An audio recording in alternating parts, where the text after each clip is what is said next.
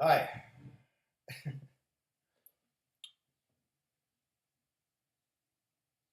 So,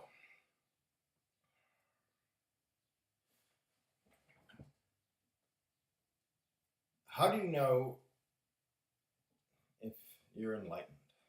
How do I know if I'm enlightened? Um, been kicking this around for a while, and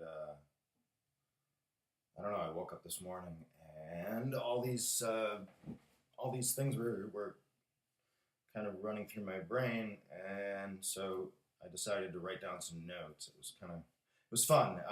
Felt kind of inspired, and and so this question came to my mind, and it was, how do I know if I'm enlightened? I'm sure people, you know, it that it's been asked before, that people have asked themselves, how do I know? How do I know if I'm enlightened? How do I know? Um, and I thought of that scene in the Matrix when Neo goes to see the Oracle, and it's cool. She said, I just watched the video again to remind myself. She goes, "I'm going to let you in on a little secret. Being the one is kind of like being in love. No one can tell you you're in love. You just know it through and through." Um,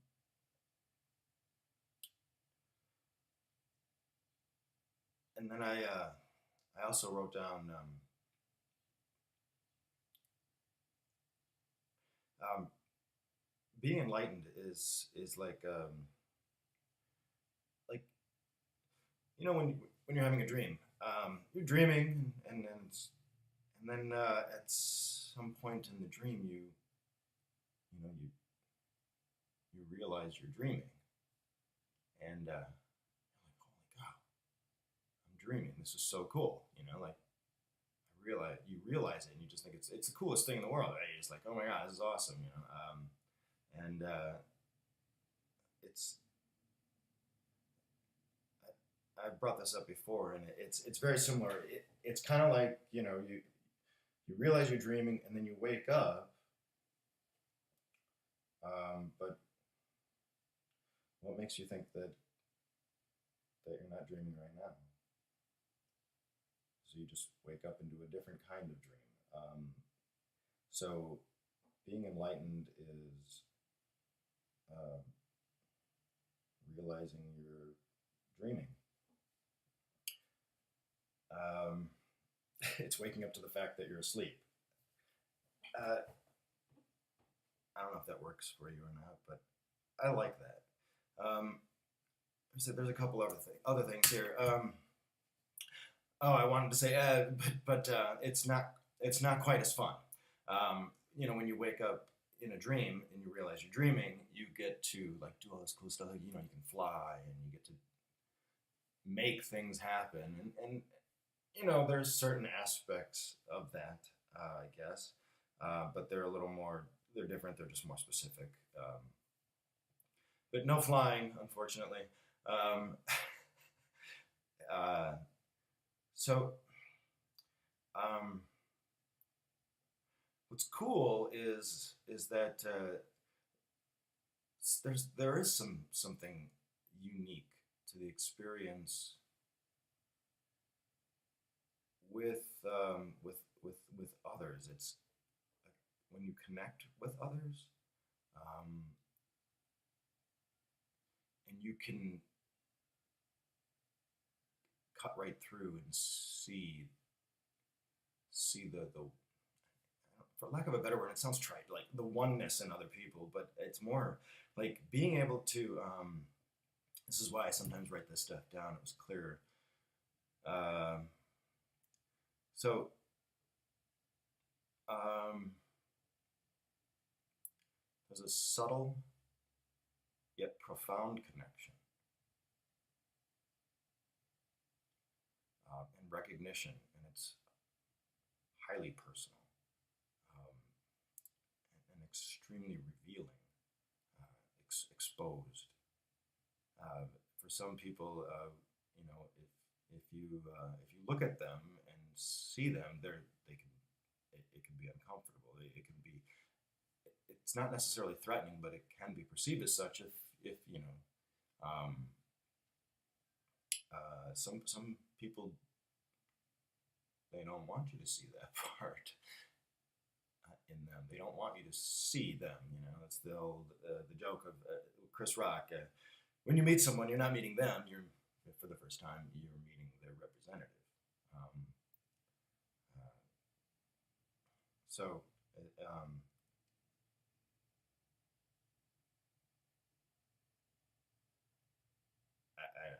I just wrote down something. It's far more uncomfortable and exposing than being, you know, naked to a stranger, like, you know, being literally physically bare naked to a stranger. It's even more personal than that, but it's liberating too. It's cool, and if you can downplay that, you know, like you both know that that you're exposed to each other. Uh, it's just a cool thing, you know. You don't have to talk about it. It's like having a conversation with an old friend, and you're both like staring at the campfire, or you're just having a conversation, and it's been an hour or two, and it's dark now in the room, and you don't even have to look at each other, but you're more aware of each other than if you were actually looking at each other. Kind of like that too, right? So we all have this place in us, where we're truly ourselves, our core, our center. This, it's been talked about along the lines of the seat of the true self, kind of thing. Um, but the ability to see that in everyone, in anyone, is kind of cool. That's being awake. So there's this great video, Muji. Boy, so it's something about the laughing Buddha. And Muji is talking to this woman. She comes to the microphone, and she gets to this point where you see, she says, I can't find my mind, she says. Now, it's like a 10-minute video or 8-minute video, but they're just laughing the whole time. It's hilarious. And maybe to some it's absurd, or you don't see anything, but to me, from what I had seen, I swear it's like you actually get to watch someone wake up. You're watching them actually come alive to the realization, to the fact that they're dreaming. Because he laughs too, Muji. I mean, I don't even. It's so perfect. The way the situation, the way the encounter goes, he doesn't say anything. Muji, you don't say anything, and I don't know if you did that on purpose or not, or if you just felt compelled to not say anything. But it's so cool. And I've had this discussion with people, and they don't see it the same way I do, but it seems perfectly clear to me that, because even you say, I can't find my mind either. Laugh. It's awesome, you know. I can't find my mind either. I don't think that I want to anymore. And then there was another. It's just so cool. You actually see somebody wake up.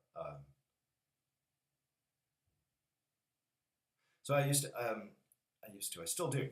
I do this kung fu thing. So it's martial arts and it's kung fu. And my sifu at the time, when he was explaining it, he was talking about the different stages of learning kung fu. And first, you know, you get into these moves or these positions, and you Jusao. Okay, that's Pusao, right? Pusao, and you try to figure out what that is. Like how do I hold my hand, and or what's a punch, or what's this, and so you get into a position, and it's a hard position, and it's stationary, and then okay, you got that, you kind of got that, you get the stance down, you get that stance, get into that stance, good, horse stance, and then you start learning how to go from one stance to another. Let's turn this up. Right. One stance to another, and so you become fluid from moving from one position to another position to another position, and it slowly and gradually looks less awkward. And then the fluidity is this third step, where this third stage, where it becomes more natural. Becomes just you don't think about it anymore. You don't have to think about it. You can just move from one thing to another and do the moves and do the katas or the forms or whatever you want to call it. And then there's this next development of now you're doing the forms again, but now it's not just getting into the position, but now it's like tune into the energy and be. They call it chi, right? Like whatever that is, whatever you want to call it, and then you feel it. It's like tuning it. I likened it to tuning a radio station, a dial, and it's just like you move things just right, and the alignment's right, and the bows and the energy and all that stuff. You feel it, and like, all right. And then you try it in all the other positions and the other positions, and then the second stage is being able to move from one position. You see the Tai Chi guys do this from one position to another with the energy connected. It's really cool. You're like, yeah.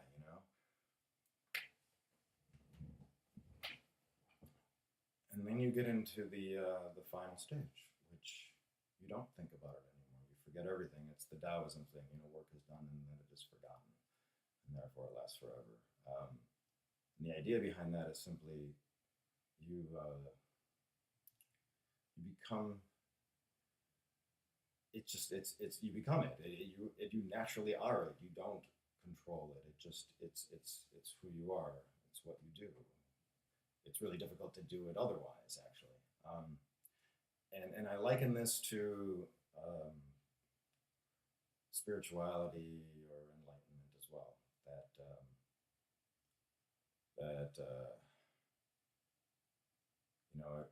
You tune in a dial and you feel it, and it feels right. It's experiential.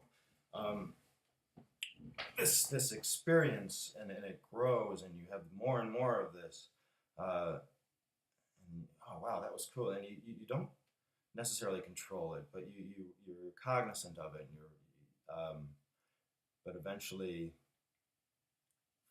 it's in one situation, then it's in other situations, and then it's from situation to situation or experience to experience, and then it's just how you are.